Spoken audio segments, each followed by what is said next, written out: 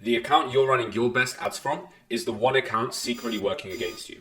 Your own brand page, and I know that sounds backwards, but by the end of this video, you'll understand why your brand page is the single worst place to scale ads profitably from in 2026. And I'm going to show you what the biggest brands in every single category are doing instead. I've spent over $100 million on meta ads across over 200 brands, and this is the one change that, more than anything else in 2026 so far, has separated our best accounts that scale from the ones that stall. We've got clients whose ad revenue we've doubled in just 1 month purely from implementing these strategies to a really high level. So let's get into it.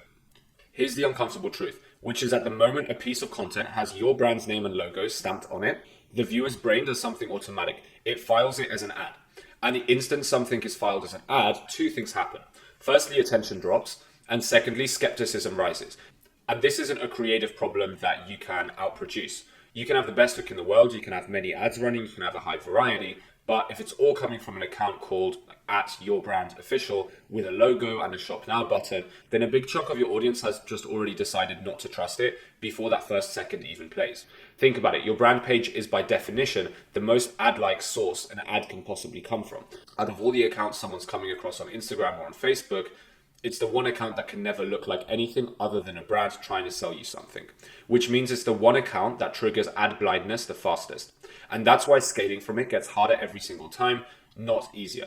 Every single impression, you're fighting the viewer's pattern recognition.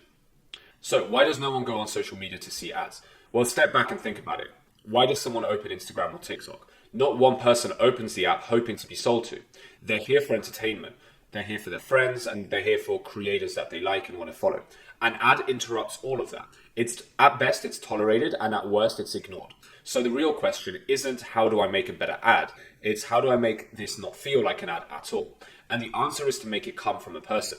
People go on social media to see people. And when your message is delivered by a real human, which could be a creator or your customer, or even you as the founder, through what looks like their own ad account, it stops feeling like an interruption and starts feeling like content.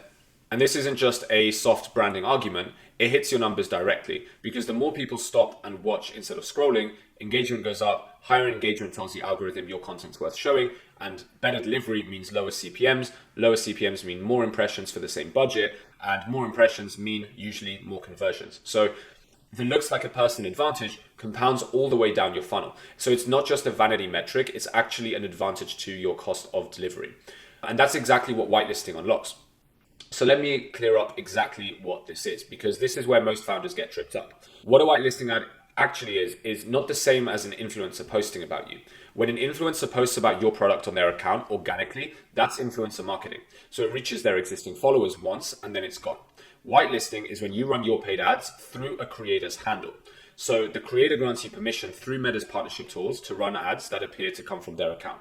You control the targeting, the budget, the optimization, everything that a normal ad gives you. The only difference is that the ad carries their name, their face, and therefore their credibility. You get the trust and native feel of a person's account with the full control and scale of paid media.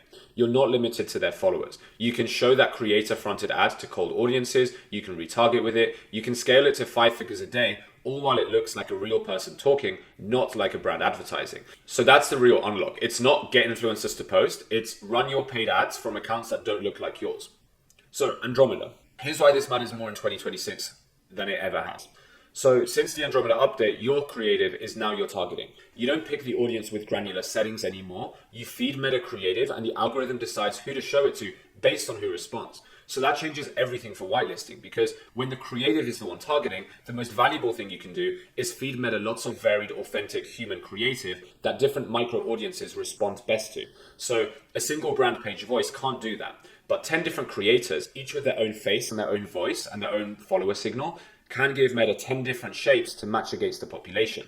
My friends are always asking me, what's the most comfortable thing Vuori makes? Vuori created this material called Dream Knit. It's a premium material that is incredibly soft, stretchy, and lightweight. You can find it in the Ponto collection, which is my go-to for recovery, lounging, and travel. We see this with Vuori's ad. So they ran a whitelist ad fronted by a creator embedded in the pickleball community and used it to reach that exact micro audience. A brand page could never have signaled this is for pickleball people as credibly as a real person from that world. So Andromeda took that signal and ran with it. So this is a new playbook. Don't try to manually target micro audiences. Let varied creator-fronted creative tell Meta who each ad is for.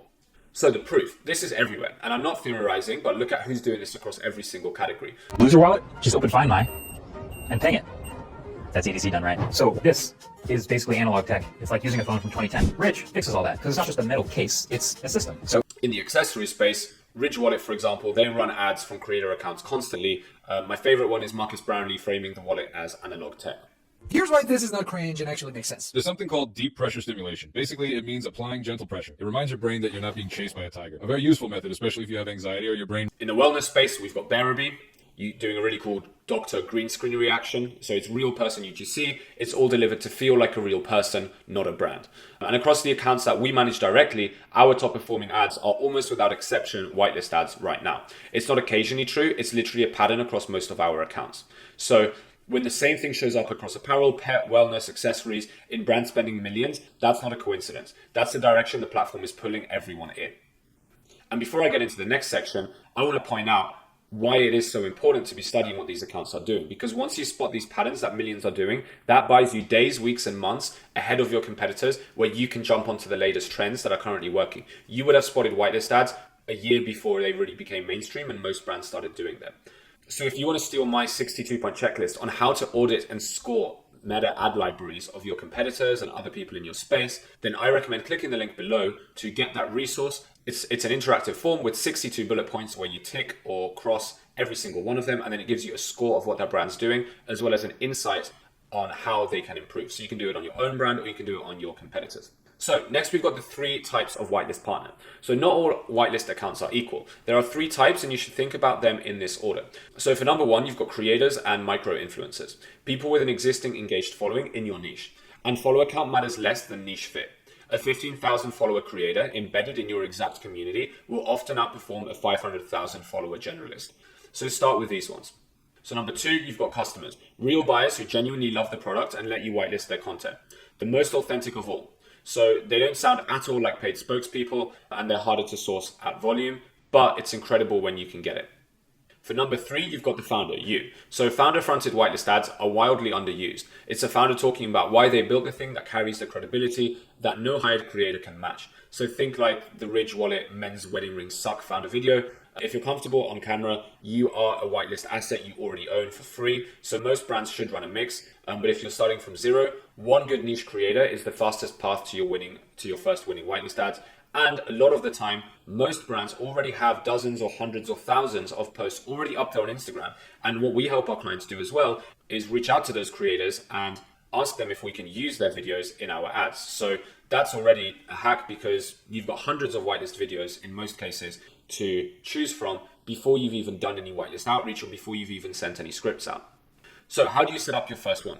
Now here's the practical sequence. None of it's hard, it's just unfamiliar the first time. So you find a creator in your exact niche whose content already feels native and authentic. You check that their engagement is real, so actual comments, not just likes. And then you make the deal, which is the part that most founders forget. You're paying for 2 things. You're paying for the content, but you're also paying for the whitelist permission. Make sure that the agreement explicitly includes the right to run paid ads through their handle. Set up the technical permission through Meta's partnership tools. They grant you access and you run the ads under their handle. Then brief the content properly. This is where most whitelist deals fail. You don't hand the creator a script of brand's talking points. Instead, give them a brief built on real customer desire, the pain, the transformation, the language your customers actually use, and then let them deliver it on your voice. Yes, whitelist ads outperform other ads that we're running, but they still have to be really good ads. So don't be lazy, and you need to make sure that your script actually speaks to your customer. So don't script the authenticity out of it and run it like any other ad. Test hooks. So watch your hook rate and your hold rate. Kill losers in 48 to 72 hours, scale winners. The only difference is it's running from an ad account that doesn't look like yours, which is the whole advantage.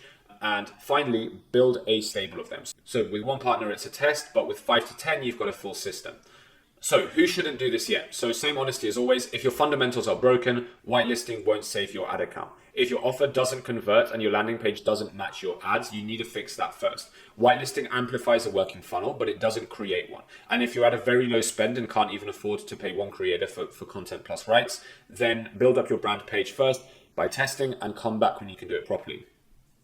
But for anyone else running real volume on Meta, this isn't optional anymore. And it's the difference between fighting ad blindness on every impression and working with the platform instead of against it. So your brand page isn't where you scale, it's just where you start, and then you get out of your own way. So we build and run whitelist systems for D2C brands, sourcing the creators, structuring the deals, briefing the content off real customer research, and scaling the winners.